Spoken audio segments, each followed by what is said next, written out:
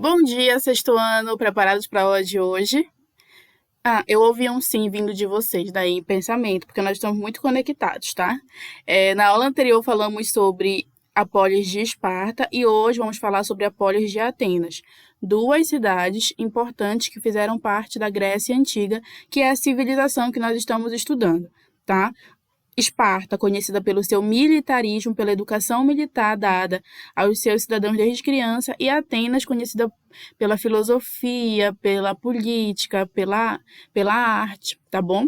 Vamos focar em Atenas hoje. Atenas foi uma cidade fundada pelos jônios lá por volta do século X a.C. Só para a gente ter uma noção de tempo, tia, qual é o século X a.C.? É 1000 anos antes de Cristo nascer, tá? Pensem comigo, século I antes de Cristo. Um século tem 100 anos, é 100 anos antes de Cristo nascer. Século II antes de Cristo, é 200 anos antes de Cristo nascer. Século V, 500 anos. Século X, 1000 anos antes de Cristo nascer. Então, tá? Por volta do século X, estava nascendo essa polis de Atenas, fundada aí pelos jônios. Uma coisa importante que vocês têm que entender em primeiro lugar, a organização da sociedade ateniense. Lembra quando eu falei para vocês, lá em Esparta, dos ilotas, dos periecos e dos espartanos? Pois é a mesma coisa aqui em Atenas, há uma divisão entre classes. Porém, o nome das classes vai ser diferente, e aqui em Atenas a gente vai ter um pouco mais de divisão. Vamos ter algumas outras classes, tá? Começando primeiro pelos eupátridas. Os eupátridas, eles estão no topo da sociedade ateniense, porque eles se consideram descendentes dos jônios, que são os fundadores, se consideram os melhores, os mais sábios, enfim. Eles são aqueles que administram as cidades, tá bom? Eles geralmente têm grandes lotes de terra, têm bastante posses, tá? São os eupátridas. Depois eu tenho os georgóis. Os georgóis, eles são aqueles pequenos proprietários de terra. E uma coisa que pode acontecer com os georgóis é eles se tornarem escravos dos eupátridas. Por quê? Porque se eles tiverem alguma dívida com os eupátridas, essa dívida ela poderá ser paga em forma de escravidão. Por exemplo, eu sou georgói e você, aí que está me ouvindo, é um eupátrida. Aí eu peço para você... Aí eu peço para você um valor em dinheiro. Depois não tenho como pagar, você pode me transformar em sua escrava. Porque é uma escravidão por dívida, tá? E como esses pequenos proprietários eles não tinham muito como se manter nas adversidades da vida, muitas vezes eles ficavam emprestando esse dinheiro dos ricos e dos eupátridas, tá? E aí, por vezes, eles poderiam se tornar escravos. Então, eupátridas, georgoi, que eram os pequenos proprietários de terra que poderiam, se tivessem dívida, se tornar escravos. Temos também aqui do outro lado, ó, os comerciantes e artesãos, que é outra classe importante também de Atenas, tá? Comerciantes e artesãos, o próprio nome já diz. Comerciantes são aqueles que vendem mercadorias, artesãos são aqueles que fabricam as mais diversas mercadorias e tudo mais. Aqui tem um exemplo, ó, de um trabalho artesão lá da Grécia Antiga, certo? E a gente não pode deixar de citar a população escrava de Atenas. Não confundam a escravidão da Grécia Antiga com a escravidão que a gente conhece aqui no Brasil, por exemplo. A escravidão aqui no Brasil ela foi baseada na cor da pele. Os escravizados africanos foram trazidos da África de maneira forçada e eram considerados inferiores aos portugueses, justamente pela cor da pele. Então, os portugueses escravizavam esses africanos por considerarem eles inferiores, tá bom? Aqui na Grécia não era assim. Os escravos não vinham da África, não era baseado na cor da pele, nem nada disso. Era bem diferente. Os escravizados eram aqueles que geralmente eram presos em guerras. Por exemplo, Atenas dominou tal região. E aí aqueles que se recusaram ao domínio foram transformados em escravos. Ou então, aqueles que não tinham conseguido pagar sua dívida também eram transformados em escravos, tá? E eles poderiam realizar os mais diversos serviços e tudo mais, certo? Não está aqui no livro de vocês, mas eu ainda tenho algumas outras classes. Uma delas, por exemplo, são os estrangeiros, a classe dos estrangeiros. Era uma classe só para esses estrangeiros. Por quê? Porque Atenas era uma cidade que recebia muitas pessoas vindas de fora. Então, havia uma classe de estrangeiros bastante forte, certo? Aqui embaixo, eu tenho um tópico que vai falar da Revolução Hoplítica. Primeiro vai explicar quem são os hoplitas e depois vai falar sobre a Revolução Hoplítica. Por quê? Porque os hoplitas e a Revolução Hoplítica foram um divisor de águas da história de Atenas. É tipo assim, sabe quando acontece alguma coisa na vida da gente que muda a nossa vida para sempre?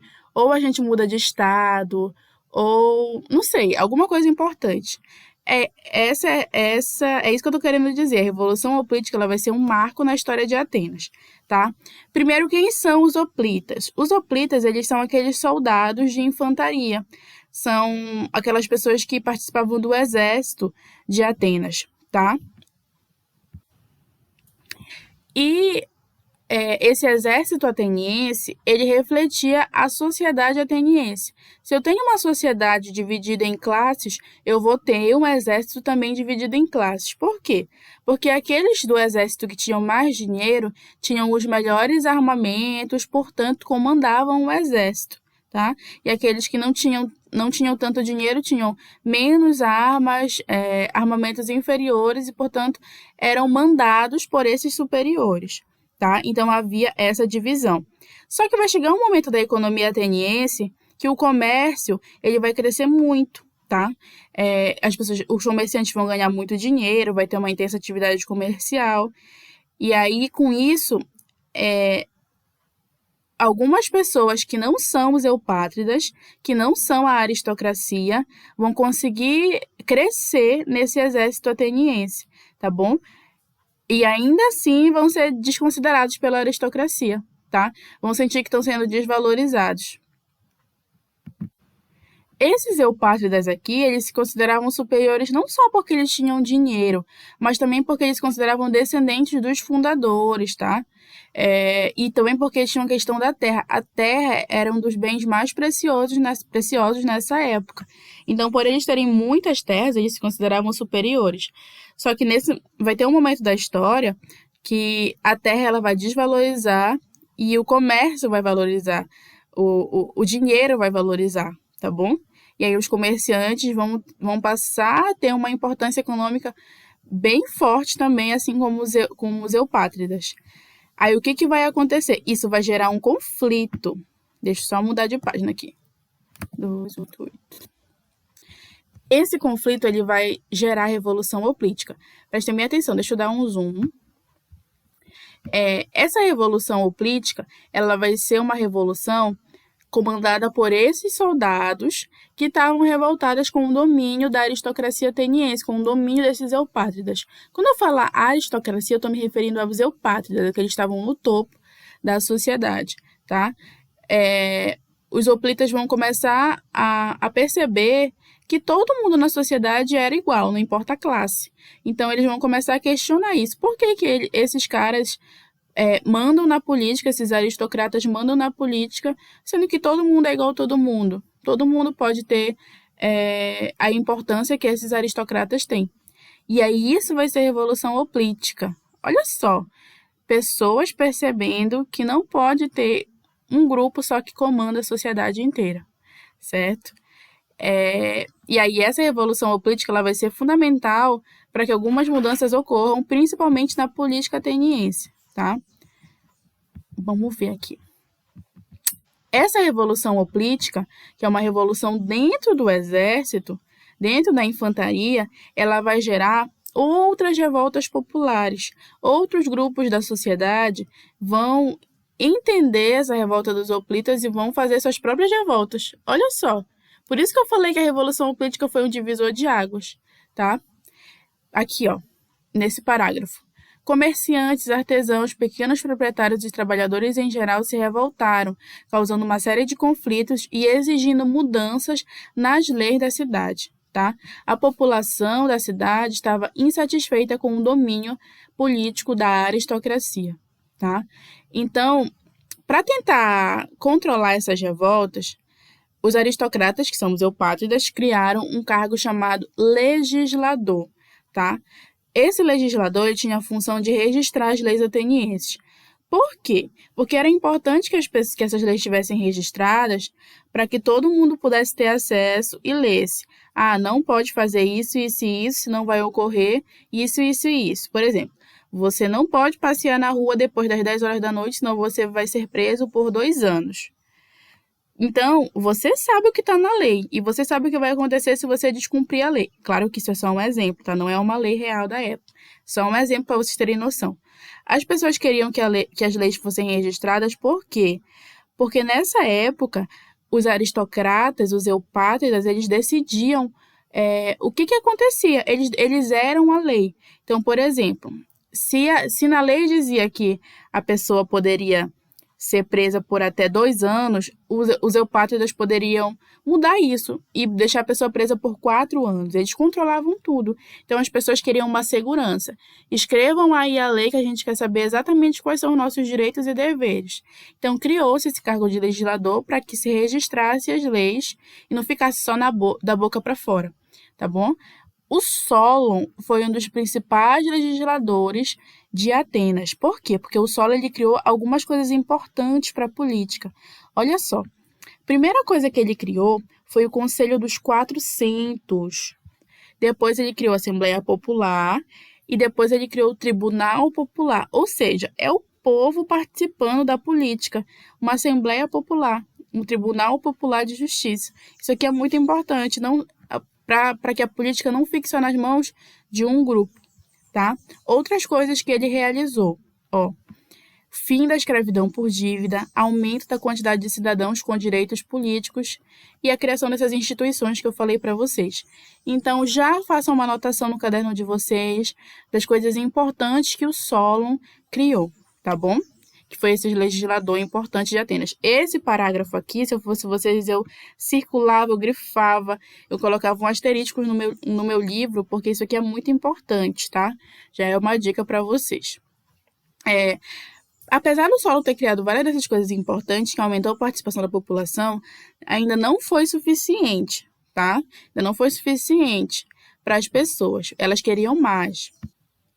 Até porque o Solon, ele criou tudo isso, mas, tipo assim, só poderia participar quem tivesse a partir de uma determinada renda. Só poderia participar dessas instituições quem tivesse uma determinada renda, uma determinada quantidade de dinheiro. E assim, só os mais ricos poderiam exercer esses cargos, né? A população em geral não podia. Então, a população continuou insatisfeita. E é nesse momento de insatisfação que vão surgir os tiranos, tá? Quem são os tiranos? Os tiranos são aquelas pessoas que teriam a função de controlar o caos que Atenas estava vivendo, o caos político, da população querer uma coisa e os mais ricos quererem outra e tudo mais. Atenas vai ter três tiranos principais, tá? O Pisístrato, tá aqui, ó, o Hípias e o Hiparco. Os 3 vão governar Atenas e vão ser importantes tiranos. Uma coisa interessante.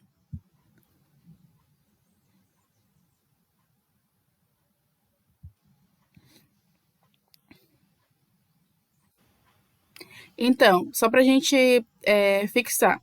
Tiranos são aqueles que chegam no poder por meio da força, mas que têm um apoio popular. Principais tiranos, Pisístrato, Hípias e Parco, tá? Aqui no livro de vocês fala um pouco do governo do Pisístrato, tá? O Pisístrato ele vai fazer várias mudanças importantes em Atenas. Por exemplo, ele vai liberar o empréstimo para os agricultores mais pobres. Sabe aqueles pequenos proprietários de terra que passavam por dificuldade? Pois é, ele vai liberar empréstimo para essas pessoas para poder elas passarem pelas adversidades de uma maneira melhor. Ele também vai construir fontes públicas de água, porque que era para chegar água na maioria das pessoas, vai construir canais e tudo mais. E eu acho de mais importante no Pisístrato é que ele vai incentivar muito a cultura, tá? Por exemplo, uma das obras mais importantes da Grécia Antiga inteira é a Ilíada e a Odisseia, tá? São 2 histórias, 2 livros que foram escritos por Homero. E aí, conta a história que foram compiladas, foram organizadas no governo do Pisístrato, pelo Pisístrato, tá? A Ilíada e a Odisseia. Tia, foi o Pisístrato que escreveu? Não, foi o Homero, mas foi escrita, foi organizada, foi colocada num livrinho pelo Pisístrato, no governo do Pisístrato, tá? O Pisístrato acabou não ficando no poder por muito tempo, depois os aristocratas voltaram ao poder depois desse período de tirania, tá bom? O aristocrata que voltou ao poder depois desse período de tirania foi o Clístenes. E o Clístenes também é um político super importante na história de Atenas, justamente por duas coisas, porque ele vai criar a democracia, ele vai implantar a democracia, ele vai criar a lei do ostracismo. O que é a democracia? Democracia é o governo do povo. E na Grécia Antiga, a democracia era uma forma de inserir todos os cidadãos em todas as decisões que seriam tomadas em relação à cidade de Atenas. Então, é o governo do povo. A tradução mesmo dessa palavra, do grego para a gente, é governo do povo, tá bom? E ele vai criar a lei do ostracismo, que é uma lei que dizia o seguinte: se você é contra a democracia, você vai ser exilado por 10 anos. Então, por exemplo, se você ameaçasse o governo democrático de alguma forma, você seria exilado, você seria expulso de Atenas e ficaria 10 anos em outro lugar, tá? É claro que esse ostracismo, assim como muitas coisas na democracia, era decidido por meio de votação, por meio de discussão. Ah, tal pessoa ameaçou a democracia. Vamos discutir se ela vai ser expulsa ou não, tá? Então, até aqui a gente já falou. Vamos cronologicamente. Primeiro, o que aconteceu? Revolução Euclídea. Depois, o que aconteceu? Criação do cargo de legislador. Depois, o Solon fez várias mudanças. Depois, período da tirania. Um dos principais é o Pisístrato. Depois, o governo do Clístenes, que criou a democracia e a lei do ostracismo. E depois, vamos ver o que vem aqui. Governo do Péricles, as reformas de Péricles, tá? Mas isso nós só vamos continuar na próxima aula. Por quê? Porque essa aula já está muito grande, muito extensa. Me desculpem pelo tamanho da aula, mas é isso. Na próxima aula a gente continua começando do governo do Péricles, tá bom? Beijos.